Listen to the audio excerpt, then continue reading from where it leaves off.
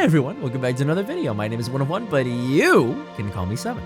And the last time on Witch on the Holy Night, we witnessed, some pretty bad things happen to Alice Konji.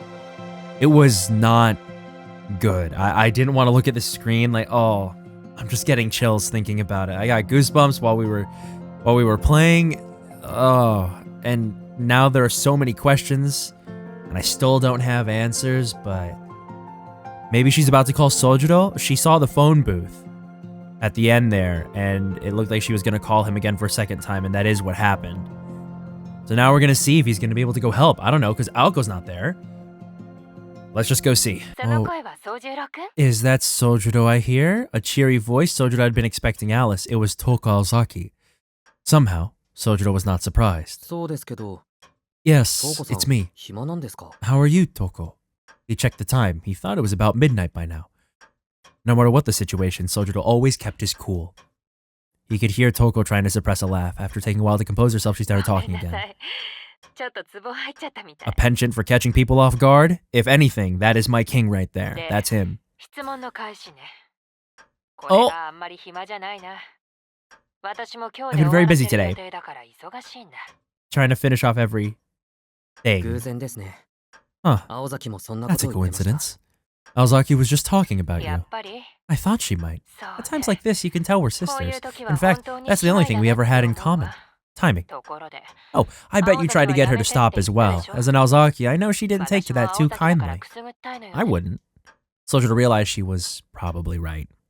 Aozaki's words made more sense now. Cutting to the chase, I don't have time to gossip. Is Aoko there? It almost sounded like she was worried about her sister's whereabouts, but the cool-headed Sojiro had not forgotten Toko was their enemy. Keeping Aoko and Alice in mind, he decided to be evasive. Who can say? I'm not sure what answer you expect, Miss Toko. The question shifted the tone of the conversation drastically. Sojiro could hear Toko muttering to herself in annoyance. Sojiro was proving more quick-witted than she had anticipated. A change of tact was required. I suppose not giving me an answer is probably the best course of action. On first impressions, I thought it'd be wise not to ignore you. But now I don't think I want to get you involved. So for your sake, stay out of this. Okay, Sojiro? Her warning came from the heart. Sojiro responded flatly, once again not giving any sign either way. It seems she wanted him to stay out of this too. Even Sojiro could tell the girls were being kind in their own way. But who asked for their kindness? I'll say goodbye then. I'm much busier than you think. Although there is just one tiny thing. I know this is hardly fair, but I'd never forgive myself if I didn't tell you. So I'll just have to put half of the responsibility on your shoulders. Toko giggled, a laugh to show she had him in the palm of her hand from the beginning. I met Miss Konji a short while ago. She called you earlier, didn't she? Her tone had not changed. She sounded as cordial as before. Even so, as soon as Sojiro heard Alice's name, a chill ran up his spine. Well, right now, she's in bad shape. She can barely walk, in fact. And if she uses any crests, they'll tear her to pieces. Oh, and those broken bones. Ouch. At any rate, she could lose consciousness any time. Not great news with all those scary stray dogs around her. If you ask me, she has about 10 minutes before she's nothing but a pile of bones. She spoke as if she was telling a joke. If it was a joke, it wasn't bad taste. However, Sojiro knew this was anything but. She was telling the truth. He had not heard of dogs attacking anyone in town, but the noise he heard while on the phone with Alice suddenly made sense. Dogs. A pack of them. No doubt about it, they were surrounding their prey. Why had he not caught on sooner? Squeezing the receiver in his hand, Sojiro cursed himself. Alice had been calling for help. Even when backed into a corner, she had not wanted to involve Sojiro. Still, she needed help. The way she said his name so lightly. Where is she? He spoke abruptly. Even though he knew Toko was the enemy, he was confident she would answer him. That was the reason she called. I can tell you, but just know that the moment I do, you become my enemy. Do we have a deal? Sojiro realized what was happening. He was being tested. By ignoring Alice, he would be confirming that he did not want to get involved. But if he decided to save her, tell me, where is she? Sojiro ignored Toko's question. Of course he was not prepared to become her enemy, but he was even less prepared to let Alice die. He had lost his ability to think sensibly, not that he was particularly good about that to begin with. Still, he would not waste any time in deliberation. He would simply go with his instincts. And that's why, Sojiro, that's why you're the GOAT. That's why the girlies love you even if they don't know it. It was one of the few times he had felt pride since coming down from the mountains, my man. Okay. I'm a little disappointed. I didn't want to have to kill you. And again, I thought it might end up this way. She's at Yashirogi Nature Park. Check the map under the phone. I bookmarked the page last time I was there. I'll say it again. You'll be lucky if you have 10 minutes. It'll be a miracle if she lasts a minute longer. As he listened, Sojiro's expression turned to one of irritation. Misaki and Yashirogi were one station apart. How long would it take to get to the station from the mansion? Usually just under 12 minutes. By the time he got off the train at Yashirogi, nearly 30 minutes would have passed. Transport links around here are terrible. You might be able to catch the last train, but you should cut your losses. Either way, you're my enemy now. Just don't regret your choice. The line went dead. Sojiro, not Toko, had hung up the phone. He memorized the map and then made for the door. With no time to grab his coat, he ran out into the snowy winter night with the clothes he had on. My king. All that remained in the hall was the discarded map. It showed Misaki City. It was about 10 miles from the mansion to the nature park. 10 miles? 5, if you went in a straight line, but the streets were not that forgiving. 4 inches on the map, but so much farther in reality. For the first time, Sojiro cursed the town, and now, ladies and gentlemen, we are on a clock. This is concerning to say the least, intriguing in a lot of different ways to say the most. I'm so interested. And is Sojiro really just a guy? I mean, look, he probably is, right? But like, I don't know. I don't know if he is just a guy. I don't believe that. Alice's injuries were not limited to her abdomen. The wolf had punched a hole straight through to her back, crushing her lower vertebrae. Oh my god! Crushing her lower vertebrae and leaving both of her legs paralyzed. Though her magic crests were repairing the damage, it would likely take another hour before recovery.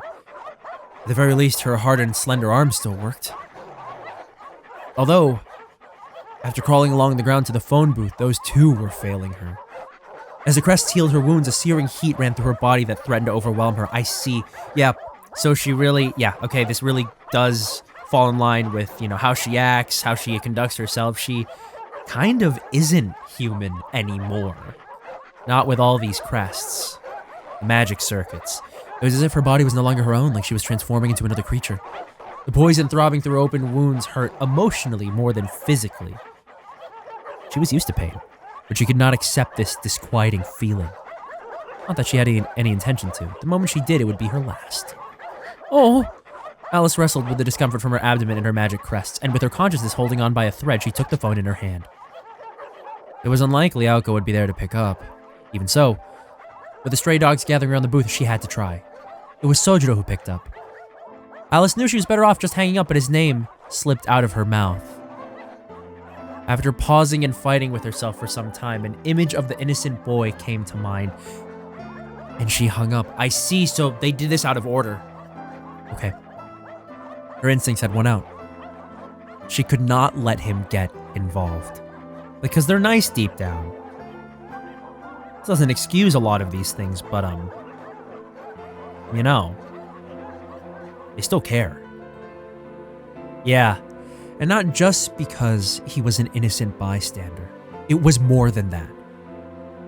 To Alice, Sojiro appeared that day because he was merely in the wrong place at the wrong time. Only the lightest of breaths passed her lips. Above her, the moon began to blur. Snow was falling again, so close yet so far. The dogs began hurling themselves at the phone booth to the chorus of hungry snarls. Thunk, thunk.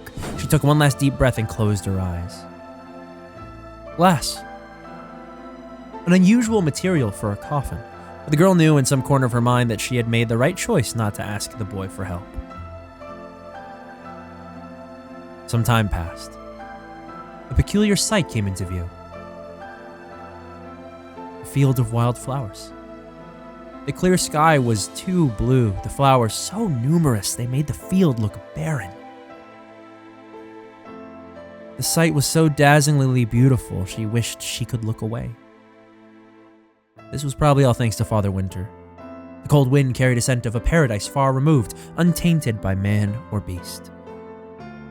It was a glimpse of the fields beyond winter, one could be forgiven for thinking they were the afterlife. Come to think of it, she remembered how funerals were sad yet always beautiful. She cried. She made an incongruous whine, a sound of life.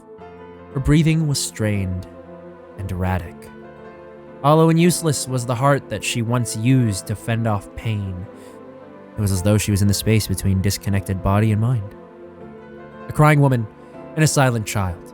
High was the sky, deep was the forest, unmoving were the people. No footsteps or voices of salvation came.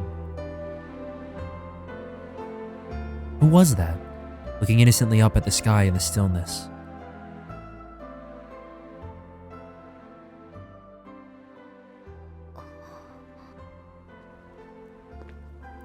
When she came to,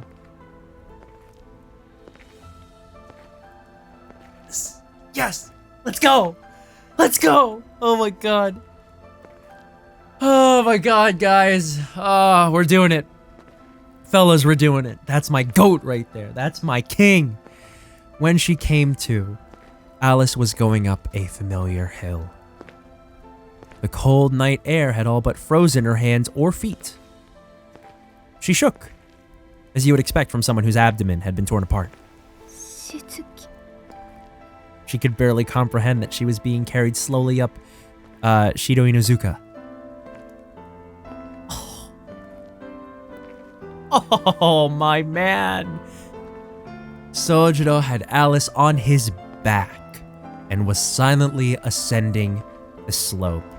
Oh my god, look at him go. My king, that's him. That's him. He is him. Oh my god. His calm eyes seemed to be suffering from the bitter cold.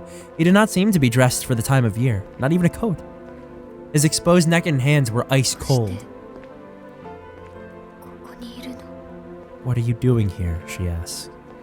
Alice asked, still slumped over his frame. She tried to move, but to no avail. The last thing she wanted was to rest her entire weight on someone else. Toko called me. She said you were in trouble. You're more stubborn than Ozaki, you know. Why didn't you ask me for help? Not that I could be much help, but still. Sojiro spoke with a scolding tone, his eyes kept firmly ahead. His words were directed at himself rather than the girl on his back. This doesn't concern you. Maybe you're right. But now it does. We'll talk more back at the house. Sojiro focused on climbing the hill. The slope would get steeper from here to the mansion. The thought of Sojiro climbing the steep hill with her on his back surprised Alice. Let me down. I'm fine. Your whole stomach is exposed. My back will keep you warm. Don't worry. You're lighter than firewood, so this is a cinch. I'm only out of breath from rushing to the park. Not that I needed to hurry in the end. Why not? As soon as I got there, the dogs ran for the hills. I'm sure Toko knew that would happen all along. She must not have meant to finish you off, which means I wasn't on a time limit. I suppose I should be thankful for small mercies, Sojiro said dejectedly. But he was wrong. While Toko did not want to kill Alice per se, she would not have cared if she had died. At least, that was the way Alice saw it. She did not know how long it took Sojiro to get to the park, but if he had not come, the phone booth would have collapsed and she would be dead. Alice did her best to suppress her thoughts and feelings. She felt silly at the thought of correcting him, and it would matter little anyway. The thought of her trying to thank him was more painful than her open wounds. So you carried me all the way from the park? Had to. The train stopped running. I should have gotten a taxi, but didn't bring my wallet. Honestly, I've never felt how limiting money was until today. For the first time today, Sojiro let out a sigh. There's no point taking a break. He had already traveled close to 6 miles like this. Perhaps the fatigue was getting to him. Sojiro was more upset with his own weakness than the difficulty of the trek. Don't you mean how important money is? What I mean is, if there's something you can use only if you have money, isn't that incredibly limiting? The innocence of his question made Alice briefly forget her pain. She too felt distant from the real world, but compared to the boy carrying her, she felt like a regular citizen. That's just like you to say. Alice smiled to herself. As Alice rested her head, something soft touched her cheek.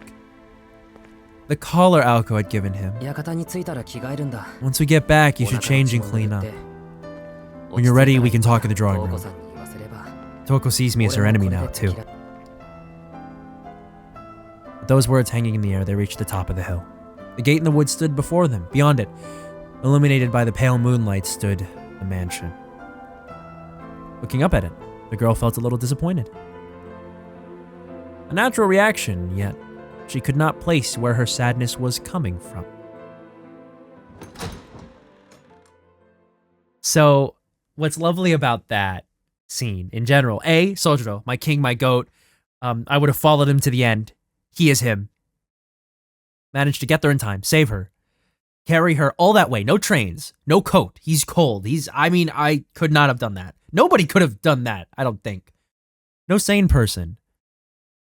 And that cold too, but on top of that, he made her feel, she must have some very, very complex emotions and feelings that she has internalized and suppressed, especially considering that she is mostly not human, based off of the magic circuits and crests in her body.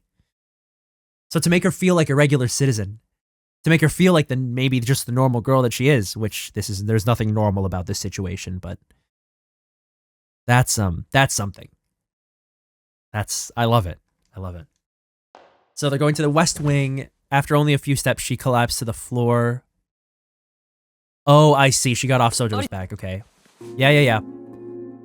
Sojiro rushed over to her, but she raised her hand. Her gesture told him he was not to come closer. His pale skin gleamed with sweat, her expression uncharacteristically strained. I can make it to my room on my own. Stay here. I'm going to mend my clothes. I'll be back shortly. And then... The pained look in Alice's eyes told Sojiro they would talk later. He knew he could not stop her. Sojiro reminded himself that she was the one in pain, not him. Alright then. Tell me everything when you come back. Alice took a deep breath before slowly disappearing down the corridor. An uneventful 5 minutes passed. Alice returned wearing a fresh set of black clothes, but her complexion remained pallid. With a small sigh, she carefully leaned against a pillar in the foyer and slid down it until she was sitting. Alice, if you're in pain, you should lie down. Sojiro sat across from her on the cold floor. I'm not in pain anymore, so I don't need to lie down. I was forced to swallow a rowan, so my body can't heal completely. At least let me get a blanket for you. The cold won't bother me. Okay, she seemed to be telling the truth. Sojiro remembered Alco telling him that as long as Alice is inside the mansion, she would be comfortable. Okay? Okay, as long as you're warm. So what's this rowan thing? It's a kind of medicinal herb. It gets its name from what's left in the cinders after it's burned 7 times in a stove, and it's used as a ward against spirits. It's not good for regular people, but for me and Alco it's worse. Once it's in our bodies, it reacts badly to the production of magical energy, and there's nothing we can do but wait it out. So it's a poison. It was originally used in medicine. I'm using magical energy to heal right now, so I'm having to fight it, but once I'm fully healed, I'll be fine as long as I don't use magecraft. Basically, I won't be of any use until I fully digest it, okay. She decided not to say how many days that would take. Nothing you need to worry about. Manage something circulation. Alco had barely blinked when she was struck in the back, so mages must have an unusually high pain threshold.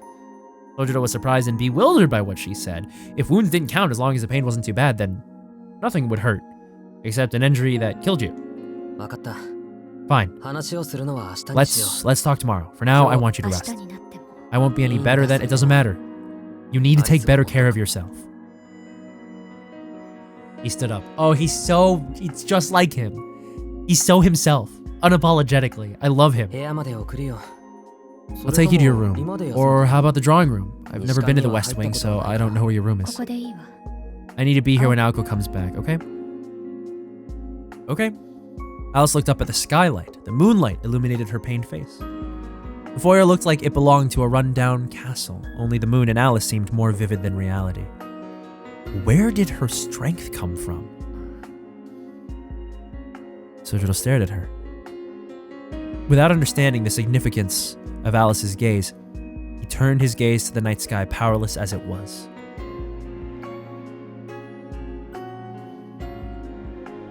Whew. Alrighty then.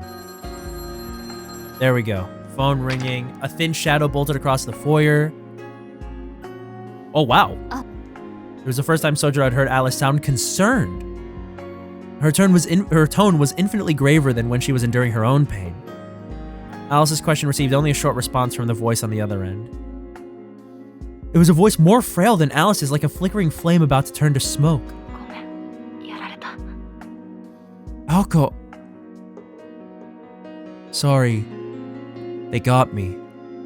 The phone was far from Sojiro's ears, but the words he picked up were very unlike her. Despite saying so little, no, because she had said so little, the weight of Aoko's defeat struck Sojiro hard.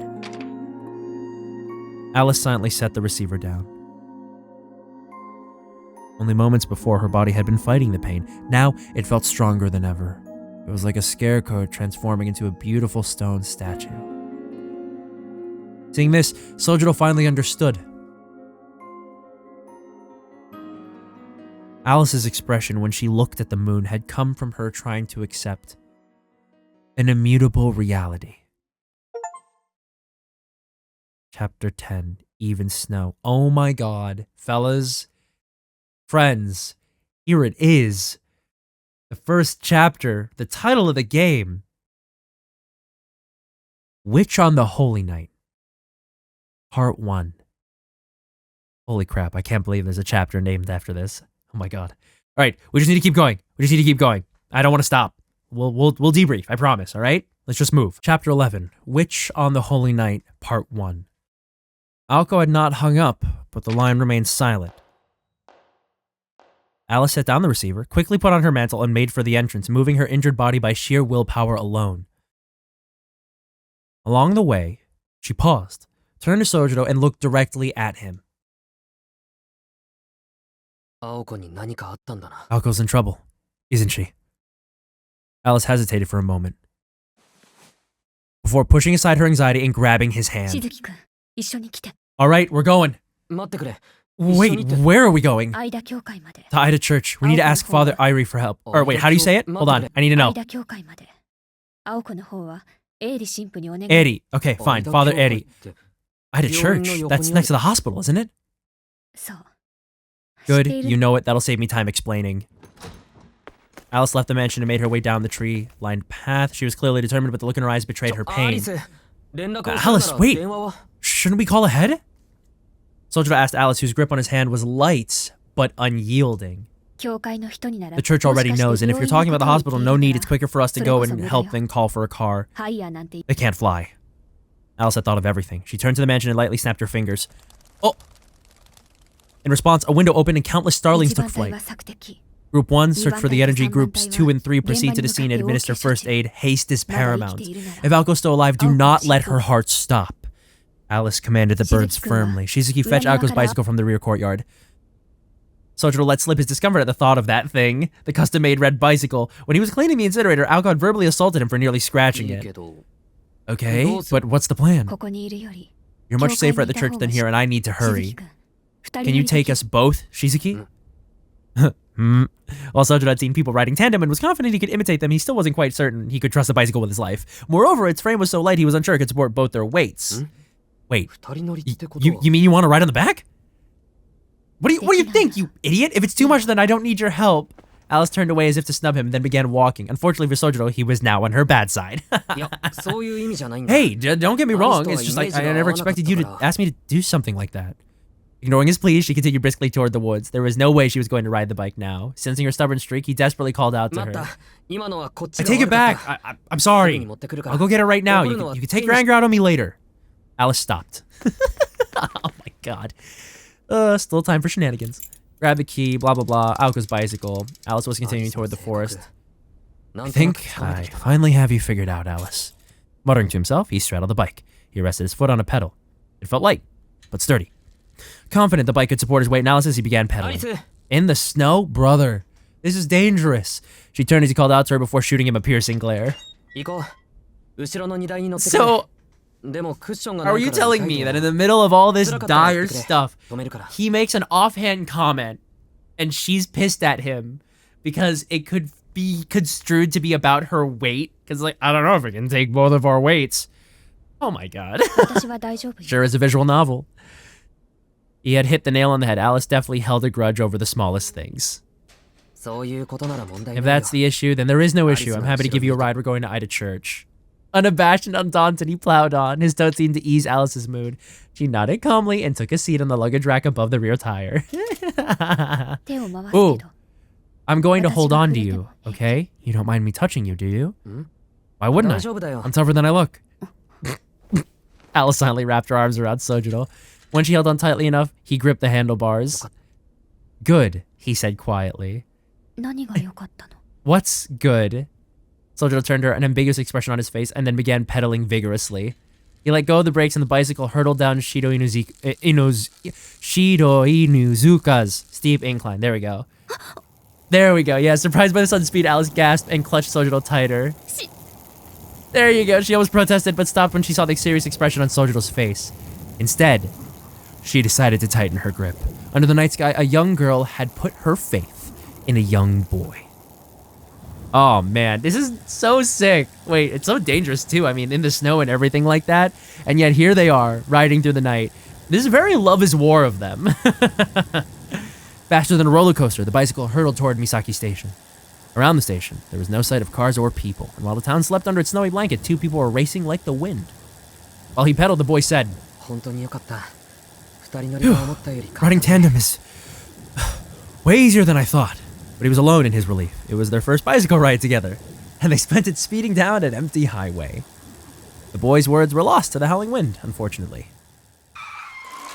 There we go. Breaking. Church time. Lights on in the church. Originally, the only light at this time of night came from the entrance to the sleepless hospital, ever vigilant and ready to receive patients. The hospital saw perhaps one emergency patient per night. It was not equipped to handle tonight's sole patient.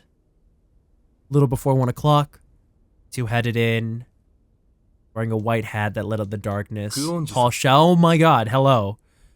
Guy. The anime man. No, not the anime man, or the anime men. None of those guys, sorry, my bad. Waiting for Alice. Is Aoko... Yuika is tending to her now. By the time I got to the scene, there were others already. I'd like to notify her family. Okay. Okay. Aoko wouldn't want that. Besides, I believe they're trapped in the castle. Toko seems to have tied down their grandfather too, who I thought was dead. But whatever. Pleasantries did not move. Who is this? Uh-oh. His words had an edge to them. As if to protect Sojiro from his gaze, Alice stepped between them. This is Aoko's familiar, though their contract hasn't been fulfilled yet. Familiar? Sojiro was about to complain, but Alice shot him a fiery glare that all but said, just shut up and play along. First I've heard of it, but I'll let it slide. I mean, you were both in conflict with an outside mage after all. That should take priority. Do they not know that it's her family member? Unless she's not part of the family anymore, therefore an outside mage. He is most welcome. I will begin preparations for mediation. If a change of administrators is imminent, I have to prepare documents for both parties. I'm leaving things to Ritsuka in my absence. Okay, so this is really interesting. So, okay. Oh! So, yeah, this is very fate. There's very fate about this. He was strikingly beautiful. Straight nose, glistening lips, not a single imperfection on his mildly effeminate face.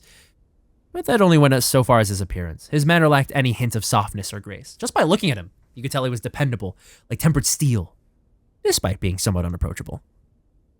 Alright, so he's off. In awe. It looks like some kind of sage from the folk tales. Sojiro was expressing affection. For some reason, Father Aidi's distant tone made him feel nostalgic. Deathly stare. Don't let your guard down, he's with the church. His job is to monitor us, but this time we had to ask for his help. If it were allowed, I'd make him disappear off the face of the earth. Damn. Okay. Her curse ringing in the air, Alice placed her hand on the doors to the chapel. Okay. Sojiro climbed the stairs 3 at a time, push the doors inward. We're in. Aoko's getting help. Okay. Fellas, we're here. All felt intended to illustrate the presence of the Holy Spirit within these chambers. No single heater. Super duper cold. Ali.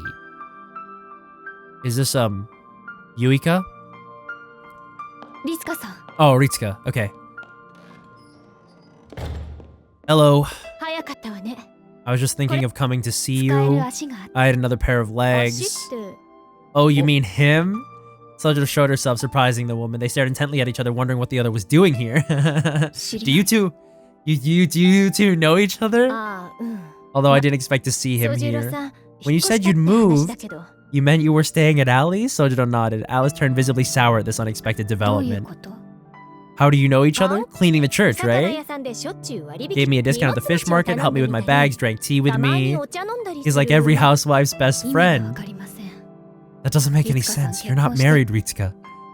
Needless to say, Sojiro was also not a housewife's best friend, and all that suggested, but there were more urgent matters at that. Okay. I never know when you're being serious, so I have to question every weird thing you say. Separated at birth. I know him from the neighborhood association. There you go. Just look at him. Hey, what the hell do you mean by that? Is this true? Alice stared straight at Sojiro to let him know she was mad at him for hiding this from her. Yes, I know her from my part-time job at the fish market. She was nice to me. So I gave her a free sardine to persuade her to come back. Everyone who shops downtown knows Sojiro. If it bothers you so much, Ali, go see for yourself. He's a secret stud of the shopping district. Which means I'm popular, not that my prices are easy to hammer down like some nail on the wall. His apparent popularity would have to be questioned another time. Okay. He's with Aoko. The explanation will have to wait. So much to say in so little time. For you, I'll make an exception and offer him our protection. Okay. Got it. Stay, Sojiro. Sojiro was about to follow Alice. Ritsuka stepped in his way. Leave this to the girls, she asserted bluntly. Meanwhile, Alice had reached the door and entered further into the chapel. But why? It's for your own good. Oh no. No normal person should see Aoko in the state she's in. It'll be too much for you. Unless, of course, you're so worried about her you don't care about that? Sojiro was not able to give an immediate answer. It had finally hit him just how bad a state Aoko must be in. Based on Alice's condition when he found her, he intuited that Aoko's injuries might be even worse. He tried to imagine her expression in that state, but could not. I never worry about Aozaki. Literally, he had never been worried about her before. Not truly. I can't stop you, can I? No. He answered her reflexively. Ritsuka sighed at the boy's naivete, but nonetheless stepped aside. Go on then. Through the door Alice leaves, fourth room in. Things are critical right now, so stay out of Yui's way. I wonder what this means by that. I don't know. Well, we're about to find out, leaving Ritsuka Suse, the self-proclaimed everybody's friendly neighbor, alone. Yuiko will probably stop him, but someone's got to be in Sojiro's corner. I have a soft spot for broken boys. Oh my god, she's just like me for real. I got a soft spot for broken characters in general.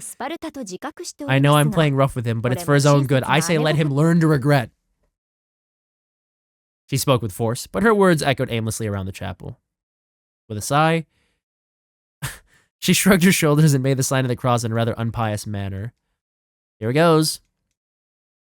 And not because he did not look back. Oh, whoa, what is this?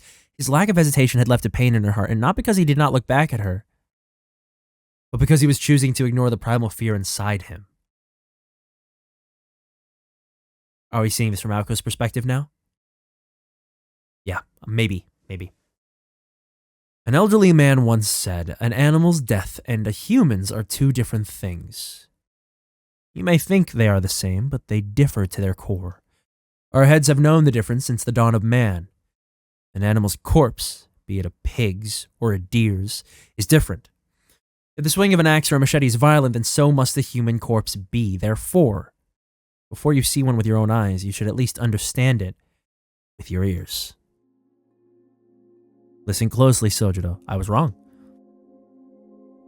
When a person dies, blood flows like a crimson river. It's too much to bear. Perhaps because he was not used to the stone path beneath his feet, Sojiro's mind wandered back to the words he'd heard as a child. Was that blood? I'm so sorry. Hold on. What? Yes, it was. The instant he opened the door, there was a palpable change in the air. The room was small. with only a simple bed and a small wooden dresser. And there on the bed... Why are there blanks? Blank was lying on her side. Tending to her was the woman he'd just seen in the chapel, Ritsuka. No, she only looked a lot like her. It's Yuika. Her eyes were closed and her garments covered in blood. He had met her maybe once before. Yuika Suse, a nun at the church. Oh, are they twins? She was doing something too. Blank. Yuika held a pair of scissors and some thread. Oh god, and Aoko's body isn't... It's not like... Oh god, guys, if you're squeamish, you might want to look away. Her body isn't like Alice's. Her movements were precise, as if flawlessly reading sheet music. One by one, the supply of bandages diminished. Bandages recently applied to the wounds were quickly replaced with fresh ones. Gauze was placed everywhere to try and cope with the amount of blood. Once white cloth was now dyed red and discarded. The dressings scattered around the floor resembled roses. In a wilted rose garden, the nun played her organ. The scene looked unlike any reality Sojiro knew. It was clear why the air had changed.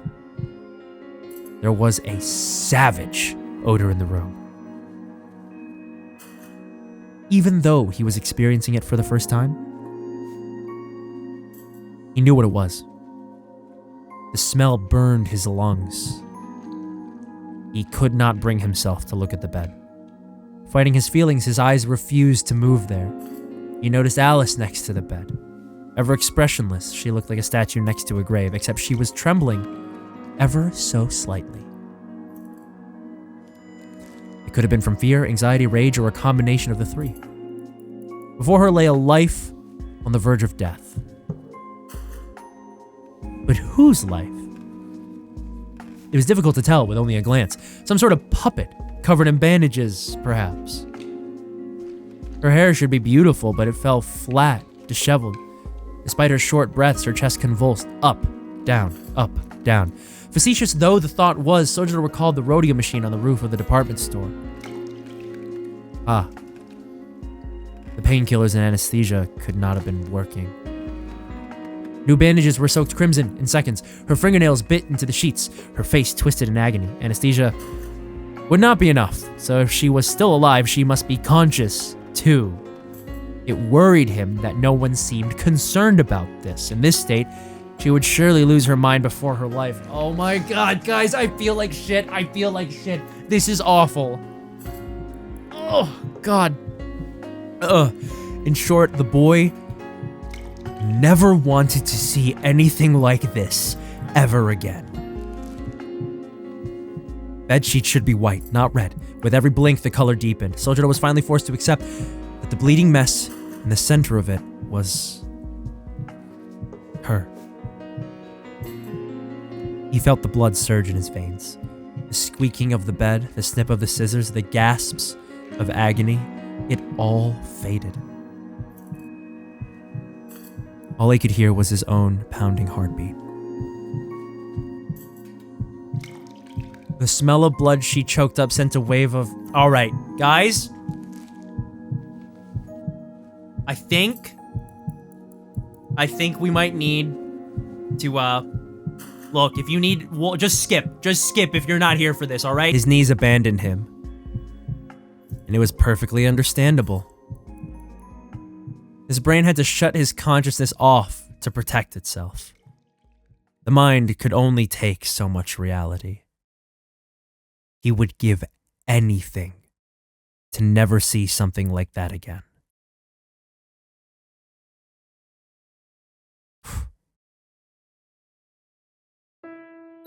Jesus Christ, guys. What the hell did they do to her? What the fuck happened? This is so grim. And so dire. Oh my god. Oh god, I hate it. It makes me feel awful. You know everything, don't you, Aoko? Not just about you, but what happens after this too. What survives, what won't. You can see it all, and through it all, you never lose sight of who you are. You're so strong. And on she went. I kinda liked her smile, but she just had to go and say the one thing I wish she hadn't. The last day of middle school seemed so long ago. As the ephemeral cherry blossom petals danced around, my little dream was crushed. Oh, this is Alko. I had never really considered myself strong. At least, until I began remembering those words from time to time. I thought you, of all people, would understand, Aozaki. I mean, of course you do. That's what makes you strong. And lately, an idiot who said things like that had appeared in my life. I knew I always judged people more harshly than those around me, but to have someone I'd only known for a few days point that out was like a stab in the chest. Not only that, the words sounded so similar they made me so angry I couldn't see straight. Only him and one other person have ever said anything like that to me. Then again, I suppose my sister said the same without actually saying it. You're different from us. But me being me, I took it as a curse rather than a compliment. My actions, my choices, my morals, all the good and bad I've done, when all's said and done. Am I really any better than everyone else? Of course I am. I'll never sacrifice myself for those around me. They just had to call me strong, true to myself in spite of how alone, stubborn, and ridiculous I know I can be. When I was younger, it only confused me. I mean, I don't know any other way. I am who I am. The frustrating fact is, I simply don't have the courage to give up. So why? Why do I get treated special for doing what comes naturally? The sunlight stirred her. Maybe it was the pain from having her whole body held together by arcane threads, but Aoko felt like she'd had a silly dream. She gulped air through her painful, parched throat. Gray rays of light shone through a small window. I feel itchy. Unable to bear it, Aoko attempted to roll over, except she could only move her right arm. She tried lifting her arm, but couldn't feel anything past her elbow. When she stopped concentrating on her bandaged arm, it fell to the bed like a stone. Hey?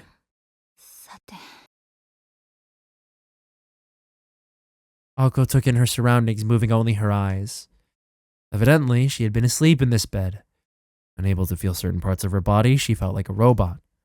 The room was tiny and undecorated. It was like an apartment without a tenant.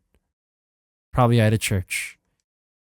Closer to noon than morning, she thought that it could be enough to melt the snow, and then finally she noticed the figure of a girl. Next to her bed, Alice Konji was sitting in a chair, unmoving. Good morning, Alice. She called out to her all too casually. It was more difficult to talk than she thought. Alice was her typical stoic self, although Aoko did notice a glimpse of concern in her eyes. You haven't slept, Alice. I can tell from your poor complexion. Oh, God, Aoko, what did they do to you? What did they do to my girl? Oh, no, look what they've done. Oh, God, so the whole thing that she was having a dream about her sister, about the last day of middle school and the things that she said. You know everything, don't you, Aoko? And then thinking about Shizuki and what he'd said to her. How strong she was, but she's not really strong. Well, to her, anyway. I tried, but I can't until the substance Toko made me swallow leaves my system. Okay. I suppose my lukewarm discomfort is a fart in a windstorm compared to what you're going through. Alice's uncharacteristically vulgar comment helped Aoko feel a little more like her usual self. She felt reassured having a comrade in arms by her side instead of a concerned neighbor. So, she got you too. I can guess how it went, but fill me in on the details. Aoko remained horizontal. She spoke with a cool tone. Despite Aoko's condition, Alice granted her request. After all, they had known each other for 2 years. Alice knew exactly the kind of anesthesia Aoko Ozaki needed right now. Something to fuel her rage? I don't know. Alice Konji's battle with Toko Aozaki ended in the former's victory. The Thames Troll was a special familiar even among fairy tale monsters. While lacking the incredible reality warping abilities of Flat Snark, its sheer master ability and strength were second to none. Toko's rune magecraft was rendered completely ineffective by its stone armor. In all fairness to Toko, most mages would not stand a chance against the bridge giant. The reason lay in the mystic's body. As a general law of magecraft, a mystic will lose to a stronger, older mystic. The history of the bridge giant dated back well over 1,000 years. Its origins could be traced to the 1st century, when Britannia was conquered by the Romans. Conversely, despite having roots dating back to the Age of Gods, runes had unfortunately been lost to time. Rune magecraft was little more than an attempt to revive and use a dead art. However, monsters from fairy tales like the troll were different. They lived on in the hands of Alice Konji. The magical world was vast, but one could probably count on one hand the number of magecraft that still functioned after being chanted into existence a millennia ago, as Alice's poise did. In contrast, Toko the rune user was only about 2 decades old. Carving a rune took only a moment. There was no way a quick spell could defeat the personification of London Bridge and Alice's homeland. That being said, a beast had appeared that surpassed even those from fairy tales. Beowulf, the Golden Beast. It seemed absurd to compare a small and relatively powerless wolf to a towering stone giant. The Thames Troll's attacks were earthquaking. A direct hit from its 50-ton strikes would smash anything to paste, while a glancing blow would still create mincemeat. And yet the beast had attacked head-on and torn right through it. The wolf's fur bristled, and the creature metamorphosed like liquid. It was a breathtaking display. The wolf howled at the moon as if in joy and streaked forth like a bolt of golden light. My man got guiding bolted. In an instant, the duel was decided. Absolutely, yeah. Decided in an instant. Yeah. The radiant spear of a wolf flew straight through the giant's chest and sank its teeth into its heart, and it exploded. Chunks of stony muscle rained down, luminous fur scattered in the wind. Jesus Christ. 2 mystics disappeared without a trace and returned from whence they came. The curtain fell on a battle straight out of mythology. There among the rubble of the fairy tale monster was the golden wolf standing like a flame. What came after could barely be described as a battle. It was more like the slaughter of defeated pawns. The wolf leapt on Alice, disemboweling her with ease. Its claws cut through the protective wards on Alice's coat like a hot knife through butter. The golden wolf. This wolf, which understood human speech, could only be the magical creature known as the werewolf. Werewolves were the forest people of Western Europe, with origins far more ancient than the fabricated vampire legends of the continent. However, none were known to have golden coats. It was said that the most elite werewolf bloodlines boasted silver fur. Silver werewolves were pack leaders, and werewolves of that caliber were considered phantasmal, rather than merely magical creatures. But a golden werewolf was superior even to that, and so transcended human knowledge. Alice Konji's ploys were among the ultimate mystics to have been created by mankind. Therefore, the golden wolf could only have been a mystic born of the planet. When a celestial body has been active for millions, even billions of years, occasionally, a miraculous droplet of creation spills over into our current world. This mystic had to be over 3,000 years old. The human mage, no, any mage living in the current magical paradigm would be helpless against the golden wolf. Not even in theory would they stand a chance of defeating it, which meant that this werewolf was Alco and Alice's worst nightmare. There we go. If it was too much even for you, Alice, I never would have stood a chance. That means non-magical attacks should work on it, right? Thames is powered by magical energy. But isn't its punch just raw force? One hit and it's game over? It's not that simple. His base form was a wolf, but he can transform to adapt to the situation. He took Thames' punch by turning into a giant ape-like thing. Even if he used a machine gun or a rocket launcher, he could probably transform into something to defend himself. So he can turn into any living creature. What about his mask? Can't change that. Why'd he have to be well over 6 feet tall on top of all his other strengths? Random question, but what if he could turn into a sea creature? That'd be just awful. The conversation appeared to have revived her fighting spirit. Once again, her eyes were focused and her thoughts were clear. Alco was back to her usual self. Were you able to escape? No, the wolf had its way with me next. Incidentally, she kept the part about Sojiro rather short. Alice herself was not entirely sure why she felt it necessary to leave most of that information out. I think it's because you were embarrassed, maybe? And ashamed, too. Toko came straight to me after fighting you. That was your plan, sis. You wanted to end this all yesterday. It was my mistake for forgetting. We always did have a habit of having the same thought at the same time. Once you reveal your hand to the enemy, you have to take them out. She waited until she was down to the last 2 sigils to reveal herself and divide our strength. I knew she'd do something like that, but I never imagined she'd have a freaking werewolf with her. Aoko let out a heavy sigh. I can't believe Sojiro came to your rescue. I know I should be grateful, but he's such an idiot. If I was in Toko's shoes, I'd be tying up any loose ends. Wiping him out should have been a piece of cake, yeah. Under this church's protection now, Aoko's eyes widened. Am I hearing things? You actually went out of your way to protect him. I was thinking of you. We wouldn't want you getting angry now, would we? Alice responded with her eyes closed. Aoko frowned in silent indignation, as if she wanted to protest where Alice got that idea from. Okay, Alice. Or, okay, Aoko. He's here, but where? She looked around as best she could. He collapsed. Okay. Aoko furrowed her brow at collapsed. Sure, he was under the church's protection, but had Toko set the wheels in motion for his death? What happened to him? Alice paused for a moment before carefully answering the question.